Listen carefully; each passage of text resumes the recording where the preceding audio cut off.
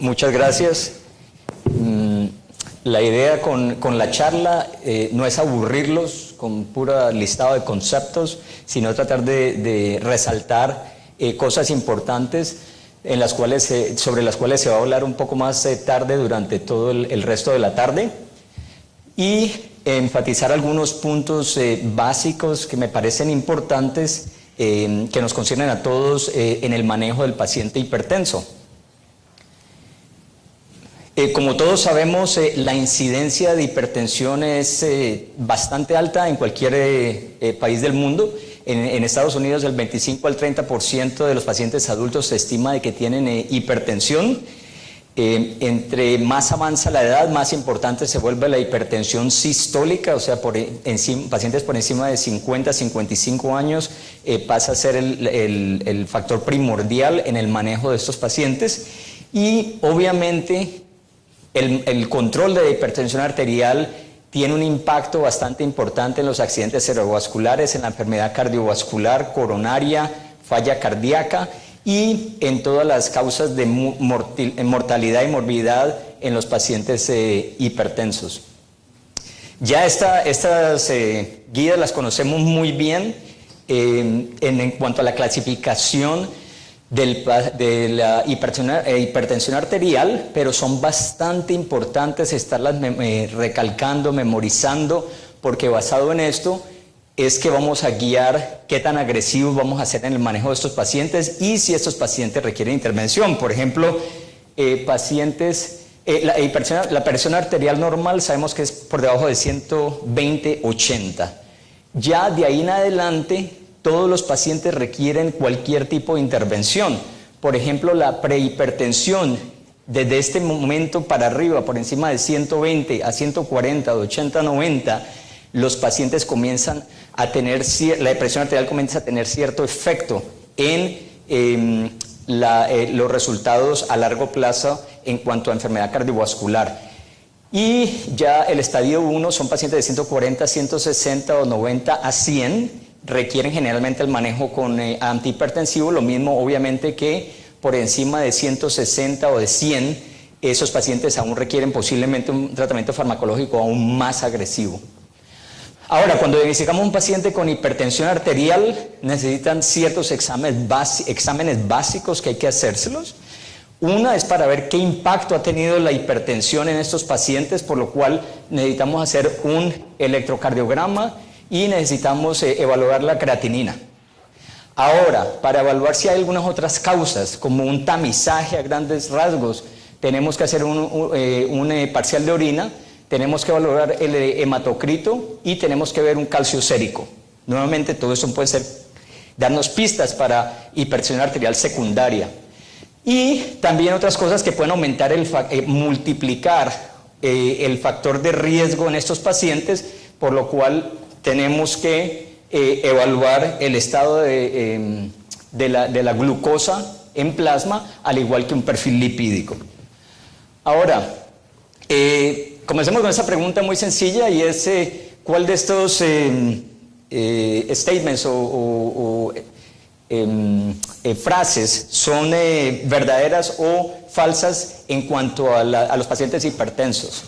Una hipertensión refractaria en una mujer joven con un tinnitus pulsátil generalmente puede significar displasia fibromuscular, con un paciente con una enfermedad de estenosis de la arteria renal.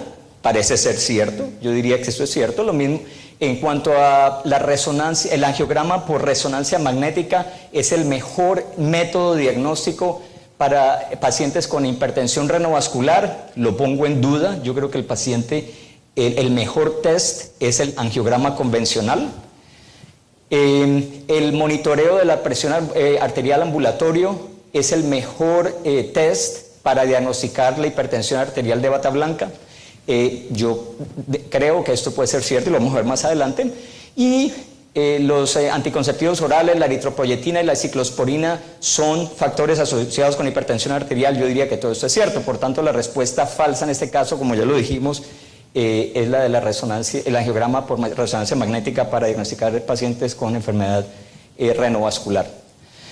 El monitoreo ambulatorio de la hipertensión arterial tiene muchísimas implicaciones, un test excelente no solamente para el diagnóstico de estos pacientes que acabamos de mencionar, los hipertensos que van a la oficina y que después confirmamos que son hipertensión de bata blanca, sino que también puede ayudarnos a identificar esos pacientes que son hipertensos de acuerdo al ritmo circadiano, por ejemplo los que sufren de apnea obstructiva del sueño, en los cuales no hay el decremento esperado que se espera en la noche de la presión arterial en cualquier paciente. Esos pacientes también son importantes tenerlos en mente. También nos ayuda a diagnosticar pacientes con hipertensión resistente y los que tienen una hipertensión enmascarada, que son los típicos que van a la oficina, la hipertensión arterial se mantiene bien, quizá han comido bien por los últimos días, pero cuando están en la casa realmente tienen cifras elevadas de presión arterial. También nos ayuda obviamente al manejo medicamentoso de la hipertensión arterial. Ahora, en cuanto a causas secundarias, las tenemos que tener en mente. Porque nuevamente con el screening de laboratorios que mencioné al principio nos puede dar una pista, o ciertas otras características clínicas. Por ejemplo, pacientes con enfermedad renal es la causa más común en el mundo de hipertensión arterial, no la podemos dejar de lado. El aldosteronismo, estos pacientes esto puede estar presente en hasta 10% de los hipertensos, y obviamente el diagnóstico clave puede ser de que un paciente con hipocalemia o con alcalosis metabólica lo podemos confirmar midiendo la renina y la aldosterona y teniendo la fracción que es mayor de 20 a 25 cuando el nivel de aldosterona es por encima de 15. En cuanto al femocromocitoma, también estamos bastante familiares con eso. Una de las cosas de resaltar el cuento de que a los pacientes les da esos flushing, esos fogajes, eso es muy debatible. Lo importante es que los pacientes sufren de hipertensión arterial, de sueño, de sudoración, de palpitaciones y tienen hipotensión ortostática. Nuevamente una batería de exámenes generalmente que nos conllevan a el uso de isonitritos, de gammagrafía, y con gammagrafía podemos confirmar que haya un femocromocitoma en estos pacientes. El síndrome de Cushing, todas las características clínicas que son bastante obvias, examinamos bien al paciente, y también con hallazgos metabólicos como hipocalemia y alcalosis metabólica. Y la hipertensión renovascular, de la cual ya mencionamos, en pacientes jóvenes la displasia fibromuscular es una cosa bastante importante de tener en cuenta. Arteriosclerosis, estenosis de la arteria renal por arteriosclerosis en pacientes que sufren de enfermedad coronaria u otro tipo de enfermedad arteriosclerótica. Bastante importante de tener en cuenta. Ahora, las guías nuestras como personas que tratamos endovascularmente o quirúrgicamente estos pacientes, tenemos que tenerlas muy en claro. La única indicación o tipo 1 de la Sociedad Americana de Cardiología o del Colegio Americano de Cardiología es esos pacientes que tienen falla cardíaca y que tienen ataques de falla cardíaca o edema pulmonar que son inexplicados por ninguna otra causa, o sea, por ejemplo, que tienen una enfermedad coronaria que pudiese explicarlo o una valvulopatía. Es una clase 2 cuando estos pacientes se presentan con angina inestable, nuevamente no explicada por una enfermedad coronaria como tal, o en pacientes hipertensos no siempre tenemos que correr, siempre hay que descartar otras cosas, pero aquellos que tienen hipertensión acelerada, hipertensión resistente, como lo vamos a definir en unos minutos, o hipertensión maligna, o los cuales tienen hipertensión con un riñón de tamaño pequeño, o sea, está teniendo un impacto en el parénquima de este riñón, o los que son intolerantes a las medicinas, principalmente los que son intolerantes a los inhibidores de la ECA. Los comenzamos en ellos y vemos que esos pacientes entran en azotemia o desarrollan hipercalemia.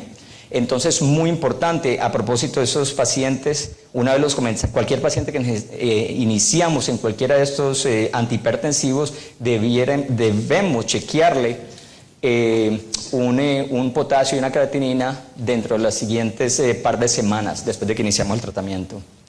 Otra cosa importante es en cuanto a los pacientes que se presentan con estenosis de la arteria renal.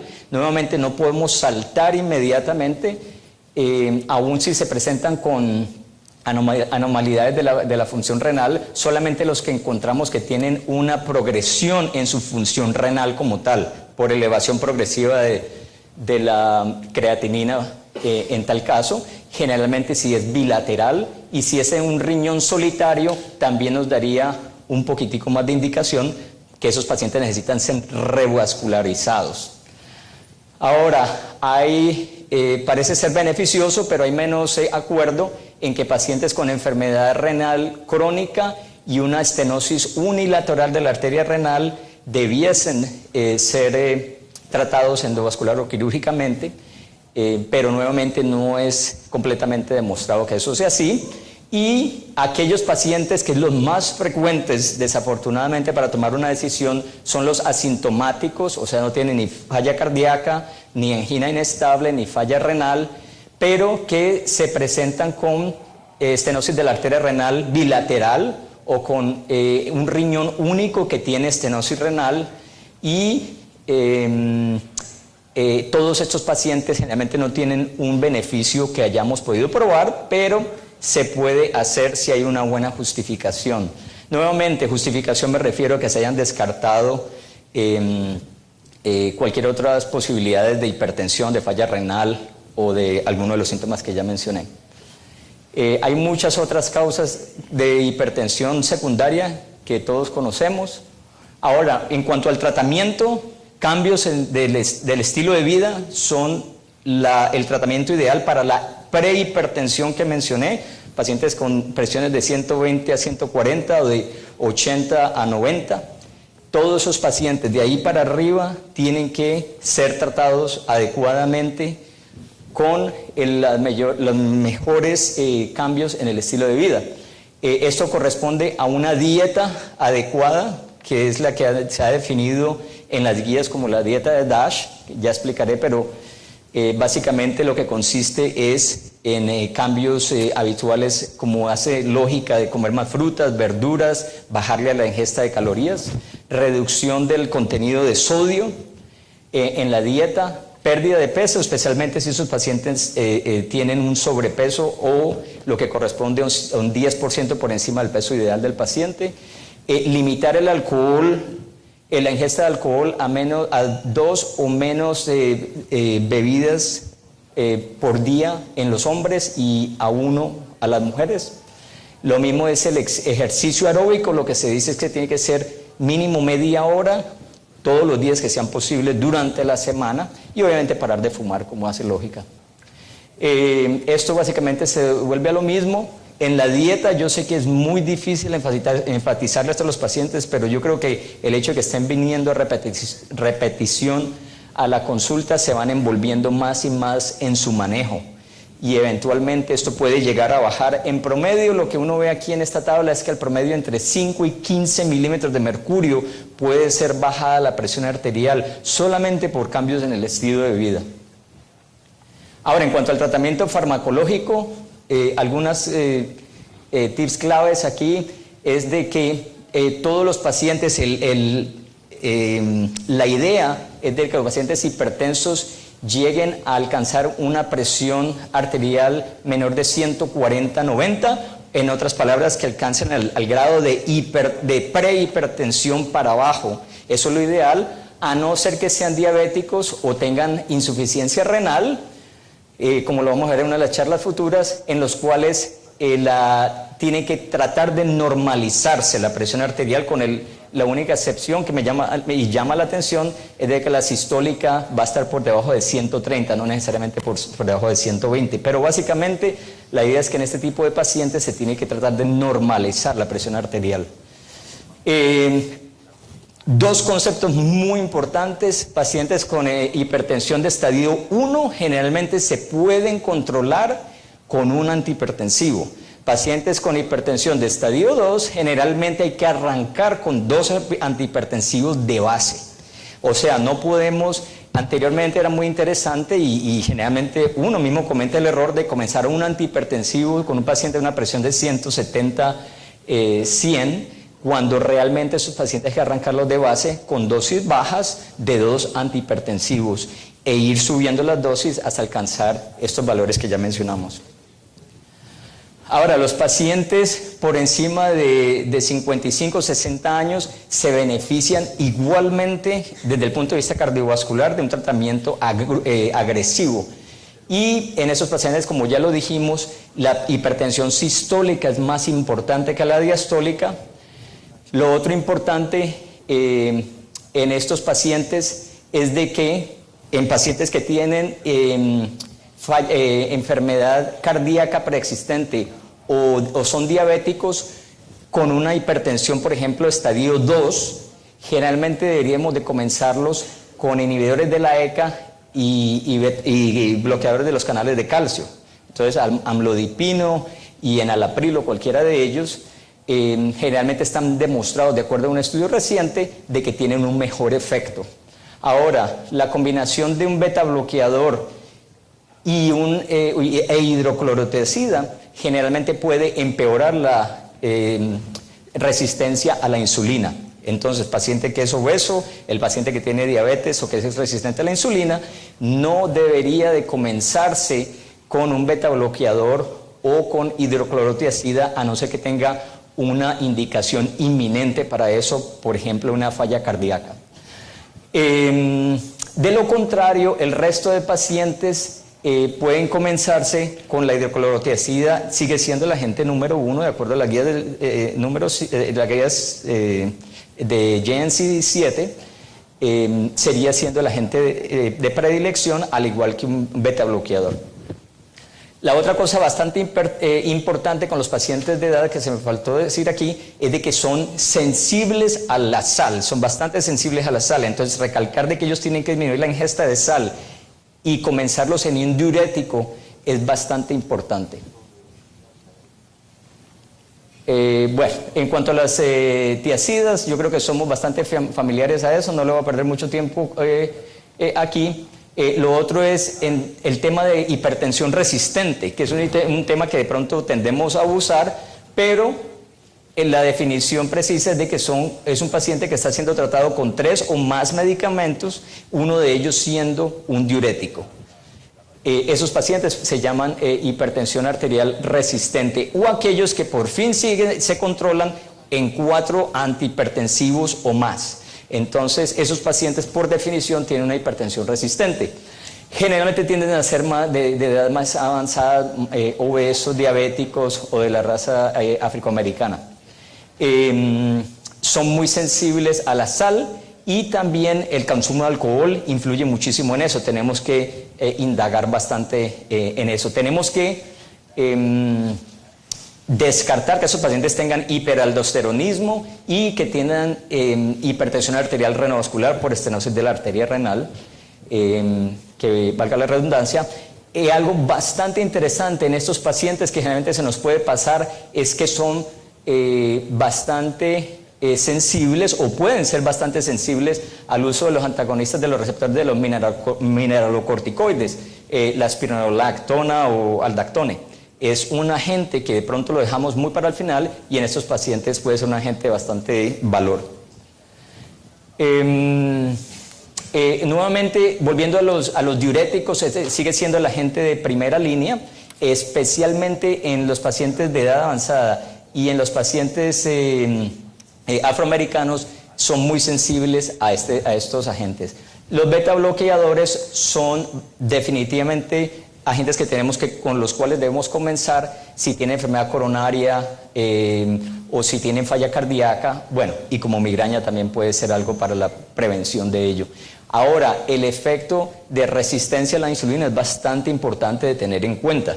Hay unos como el carvedilol que se ha dicho que tienen unos efectos metabólicos beneficiosos, pero generalmente deberíamos tratar de evitarlos si hay otros agentes. Los inhibidores de la ECA son de bastante beneficio en los diabéticos, en los pacientes con enfermedad renal o con falla cardíaca, y ayudan, contrario a los beta bloqueadores, a mejorar la sensibilidad a la insulina. Obviamente tenemos que pensar en la tos, en el angiodema, que puede ocurrir en cualquier momento, no solamente cuando los pacientes se comienzan en el medicamento, pero aún se puede ver meses después que comienzan les sale un angiodema, les resulta una reacción de hipersensibilidad. Tenemos que tenerlo en mente. E hipercalemia, como lo dije, es bastante importante de tener en mente. Los inhibidores de los receptores de la angiotensina, obviamente, son en pacientes que no son tolerantes a los inhibidores de la ECA por tos generalmente. 2 minutos. ¿Cuánto? Quedan 2 minutos. Ay, ay, ay. No me voy a demorar más aquí entonces.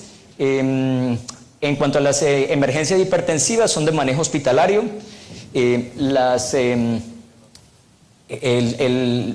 Los que tienen emergencia como tal, que tienen evidencia de daño de órgano, tienen que ser tratados con agentes parenterales, como nitroprusiato, mientras que los pacientes que tienen urgencia, que no tienen, son cifras bastante altas de hipertensión, pero no tienen evidencia de daño de órganos, entonces pueden ser tratados con agentes orales de acción rápida, pero son cortos. Solamente se comienzan a transicionar a agentes de larga duración cuando la presión arterial está por debajo de 180 o 110. Bueno, aquí nuevamente lo mismo que resalté bastante al principio: prehipertensión, tiene que hacerse un manejo agresivo de la modificación del estilo de vida. Estadio 1 generalmente con un agente es suficiente, y estadio 2 generalmente con 2 agentes. Los tratamientos más novedosos, no me demoro mucho, lo que está de moda ahora son las hipótesis de la patogénesis de la hipertensión. Se está hablando muchísimo de la epogenética. ¿Qué significa eso? Me tocó buscarlo en el diccionario. Es generalmente los efectos ambientales en el genoma que predisponen a que el paciente manifieste hipertensión o tenga por la hipertensión daño de los órganos como el cerebro, el riñón, la vasculatura, el corazón. Eso es bastante importante, está de moda, y están viendo cómo previenen que esos efectos ambientales afecten el genoma y por tanto se manifieste fenotípicamente la hipertensión. El rol del sistema inmune también está bastante de moda, porque parece que la hipertensión tanto puede predisponer a que el sistema inmune se active inapropiadamente, o una activación del sistema inmune como tal cause hipertensión y daño de muchos órganos. Ahora, brevemente, porque de esto se va a hablar mucho más durante la tarde, es de la denervación de la arteria renal por catéteres, y algo bastante interesante de la estimulación de los vasoreceptores de la carótida. Solamente una diapositiva en esto. Todos tenemos en cuenta de que pacientes, especialmente los con hipertensión maligna, hipertensión resistente, se ha reconocido que tienen una hiperactividad del sistema nervioso simpatético, y entonces uno de los centros bastante reguladores son esos nervios que están alrededor de las arterias renales.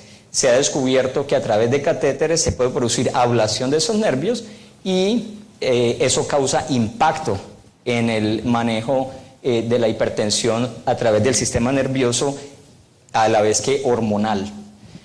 Hay muchísimos sistemas que están, cada compañía está sacando un sistema nuevo de radioablación con baja frecuencia. Este es el más estudiado, el Symplicity. Ahora, las conclusiones, como ya lo mencioné, en pacientes, esto viene de las guías, en pacientes de más de 50 años, la hipertensión sistólica es bastante importante, incluso más importante que la diastólica. El riesgo de hipertensión, el riesgo cardiovascular comienza a aumentar cuando la presión está por encima de 115/75, y se dobla el riesgo cada vez que aumenta la sistólica por encima de 20 o la diastólica por encima de 10. En individuos con una hipertensión, una presión arterial entre 120 y 140 u 80-90, son prehipertensos, se benefician de manejo de cambios del estilo de vida muy agresivos.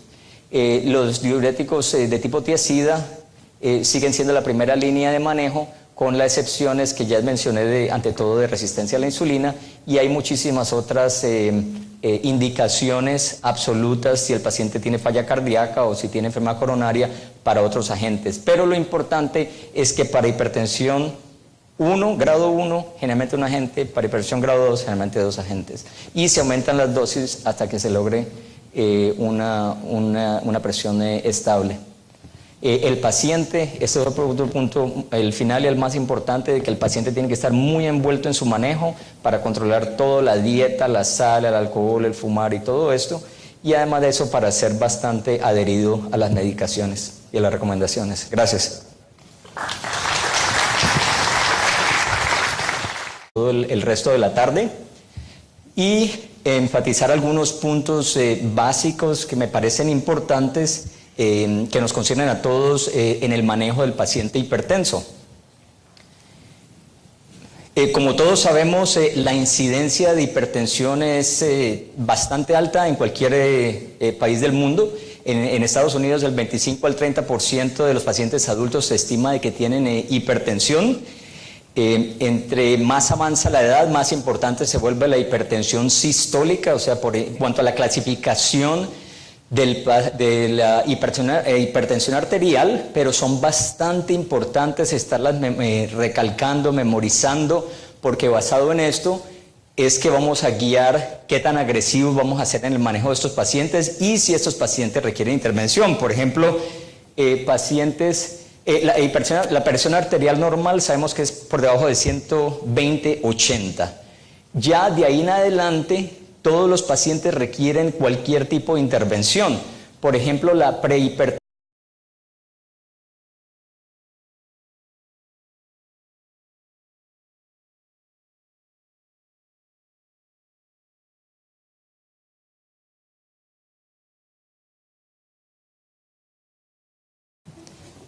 Muchas gracias. La idea con la charla no es aburrirlos con pura listado de conceptos, sino tratar de resaltar cosas importantes sobre las cuales se va a hablar un poco más tarde durante todo. Tensión, desde este momento para arriba, por encima de 120 a 140, de 80 a 90, los pacientes comienzan a tener, la presión arterial comienza a tener cierto efecto en los resultados a largo plazo en cuanto a enfermedad cardiovascular. Y ya el estadio 1 son pacientes de 140, 160 o 90 a 100, requieren generalmente el manejo con antihipertensivo, lo mismo obviamente que por encima de 160 o de 100, esos pacientes aún requieren posiblemente un tratamiento. Pacientes por encima de 50, 55 años pasa a ser el factor primordial en el manejo de estos pacientes. Y obviamente el control de hipertensión arterial tiene un impacto bastante importante en los accidentes cerebrovasculares, en la enfermedad cardiovascular, coronaria, falla cardíaca y en todas las causas de mortalidad y morbidad en los pacientes hipertensos. Ya estas guías las conocemos muy bien. En